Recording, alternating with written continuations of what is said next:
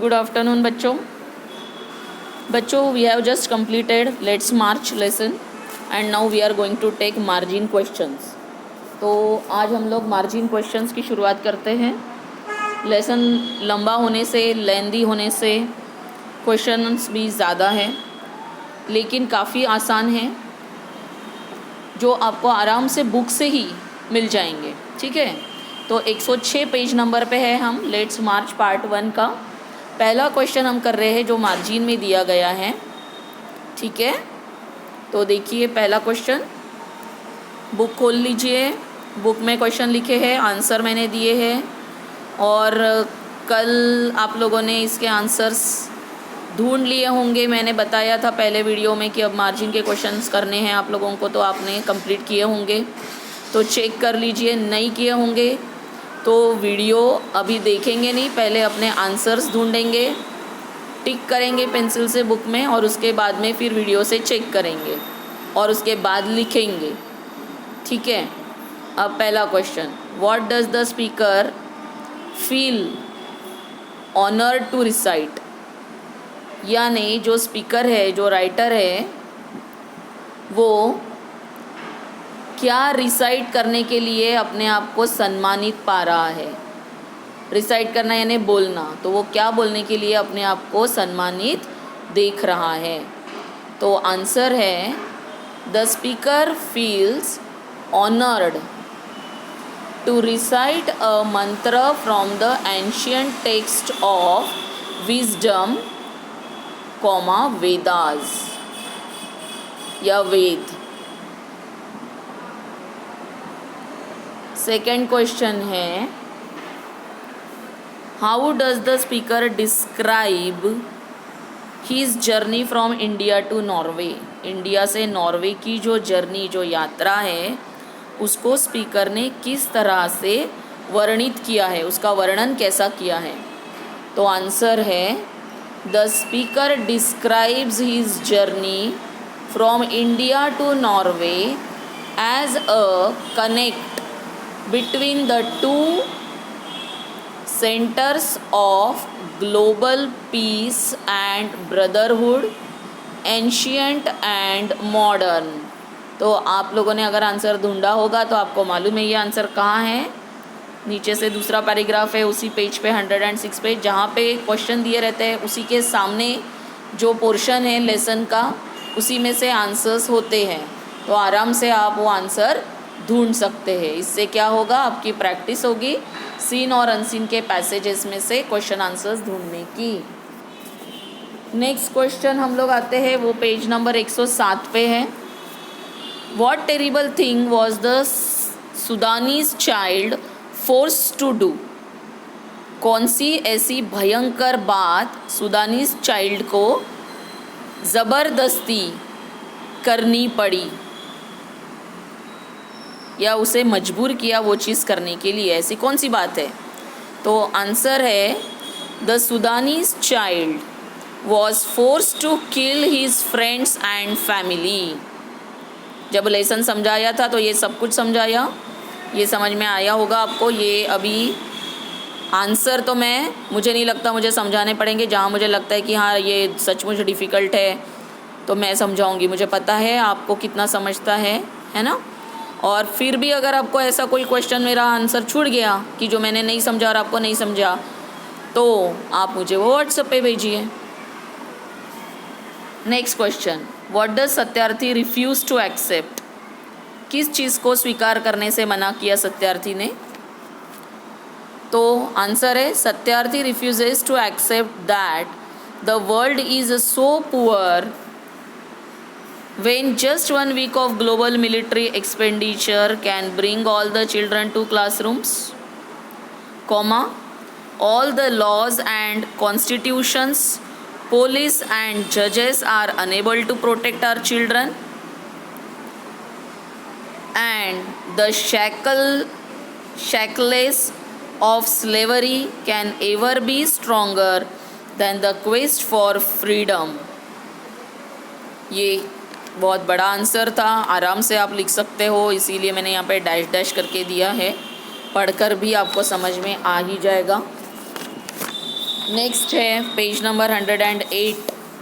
Question है what is the only aim in life for Kailash Satyarthi. कौन सा उनका एक ही उद्देश्य या लक्ष्य है। The only aim in life for Kailash Satyarthi is that every child is free to be a child, to grow and develop, to eat, sleep and see delight, to laugh and cry, to play and learn, to go to school and above all free to dream। ये कैलाश सत्यार्थी जी का लक्ष्य है उनके जीवन में कि ये बच्चों के अंदर होना चाहिए। तो ये पूरा आंसर दिया है मैंने आपको, आप लोगों ने भी ढूंढा होगा तो आपको मिला होगा। Very easy answer.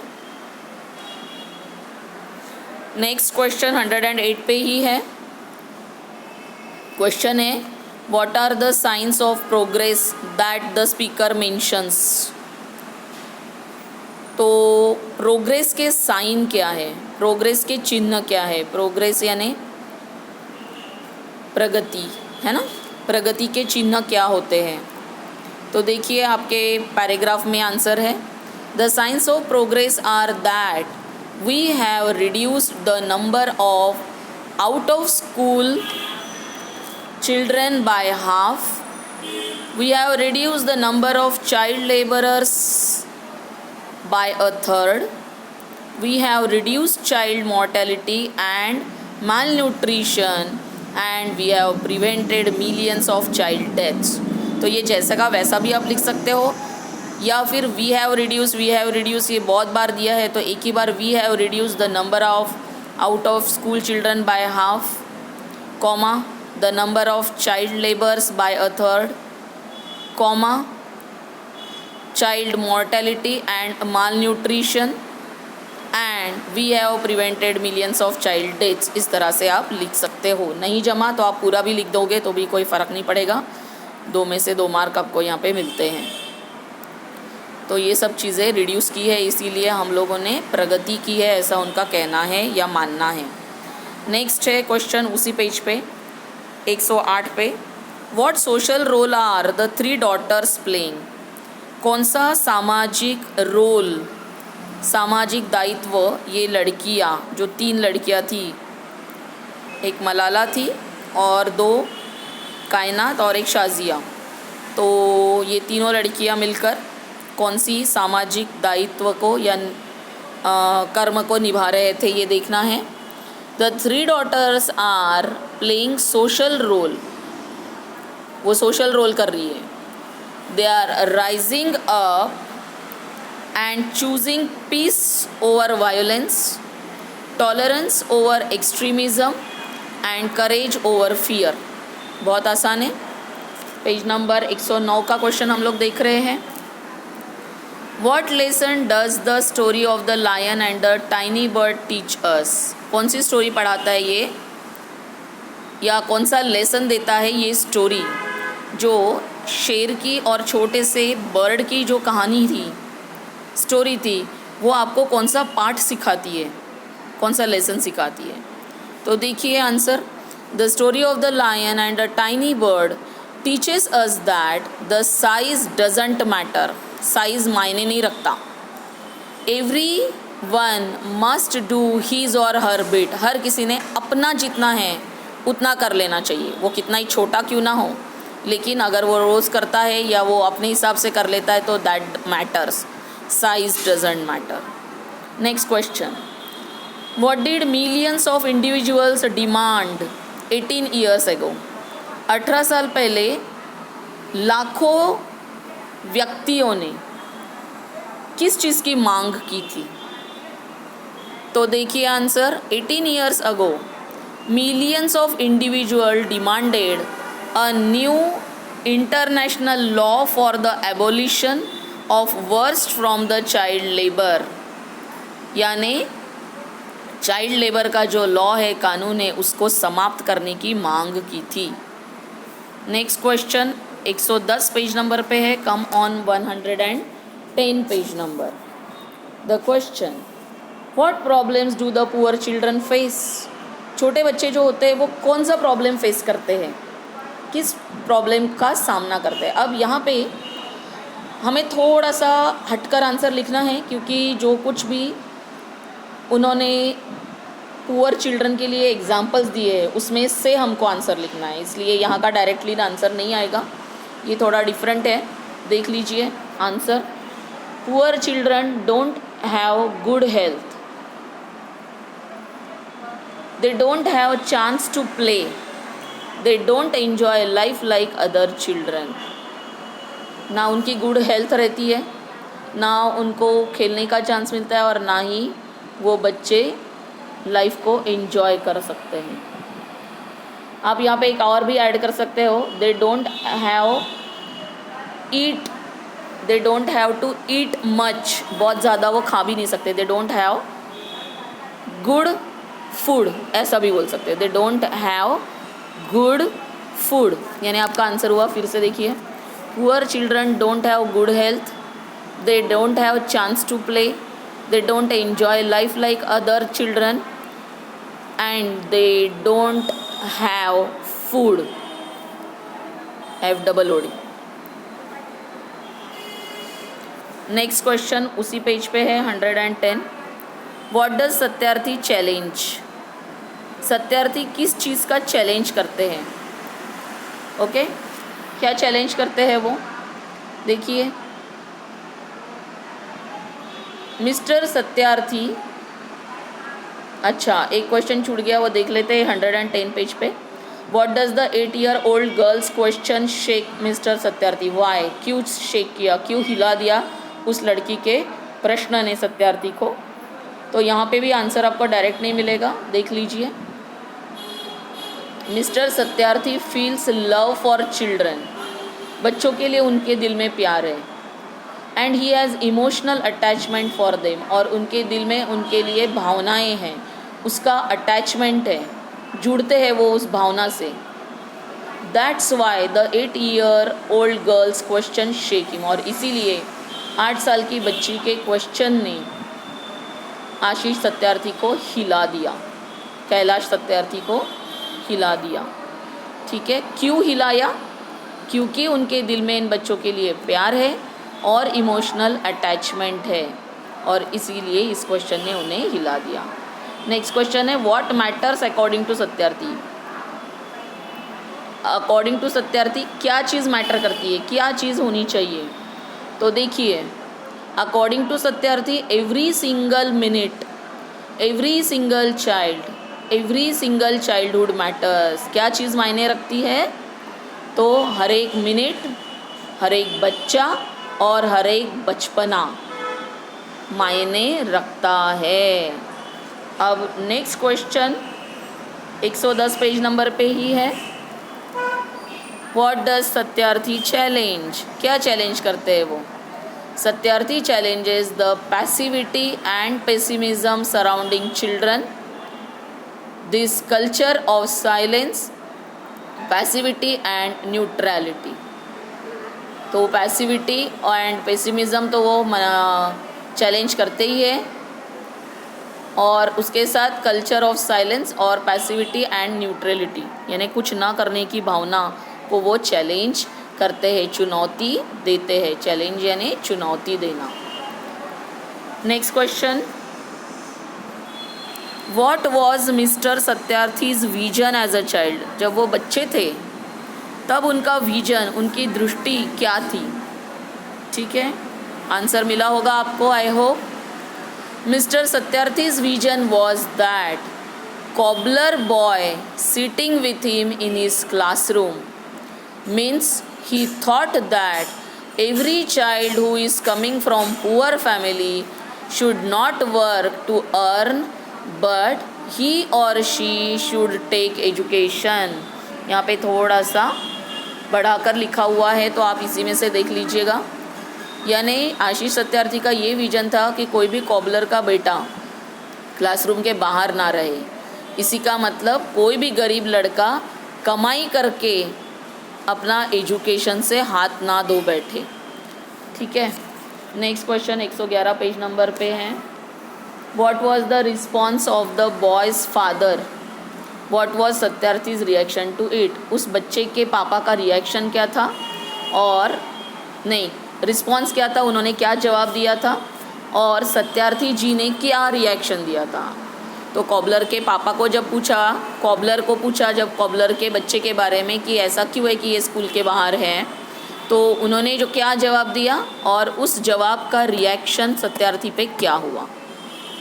The boy's father said that he had never thought about educating his child. उन्होंने कभी नहीं सोचा कि अपने बच्चे को एजुकेट करे, because they were born to work. His answer made Satyarthi angry. उससे सत्यार्थी जी को गुस्सा आया। नेक्स्ट क्वेश्चन है, what is your vision of tomorrow. क्या है तुम्हारा कल का vision. Tomorrow will be better for common man. There should be no corruption, no violence and no pollution.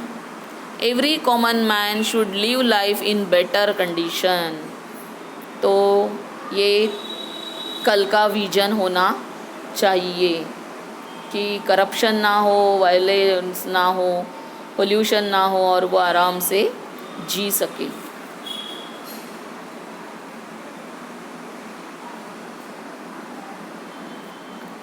Next, what rights should every child have. कौन से अधिकार होने चाहिए हर बच्चे के पास।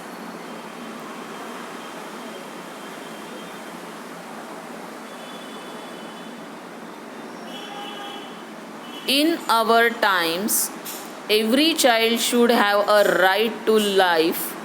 क्या क्या करने का अधिकार है। right to life, right to freedom, right to health, right to education, right to safety, right to dignity, right to equality and right to peace.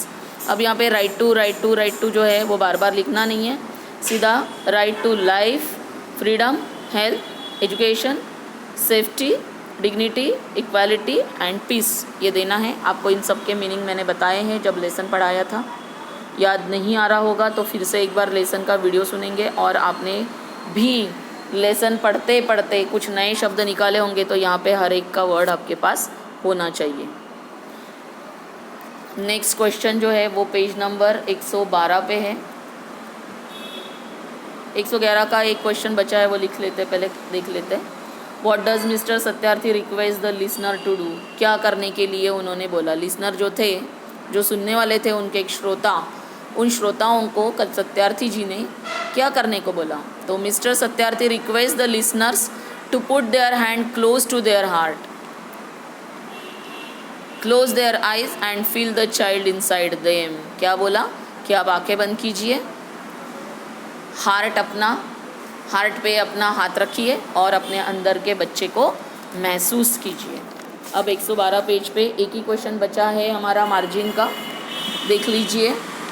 According to mister Satyarthi who are calling on us, यानी हमें कौन बुला रहा है। सत्यार्थी के अनुसार हमें कौन बुला रहा है।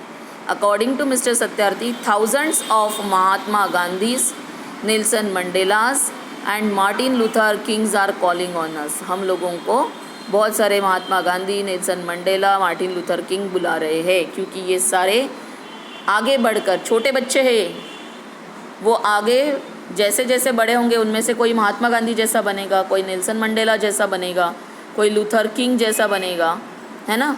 तो अगर उनका बचपना रोन दिया गया तो ये कुछ नहीं बनेंगे, लेकिन अगर उनका बचपना रोंदा नहीं गया तो ये आगे बढ़कर इस तरह से बनेंगे, और इसलिए ये लोग हमें भुला रहे, ऐसा आशीष सत्यार्थी को लगता है। यहाँ पे हमारे मार्जिन के क्वेश्चंस पूरे हो गए हैं। आई होप जल्द से जल्द मुझे आंसर्स मिल जाएंगे। अब नेक्स्ट वीडियो में आप लोग इसी लेसन का, लेट्स मार्च, इस लेसन का इंग्लिश वर्कशॉप देखेंगे। Good day.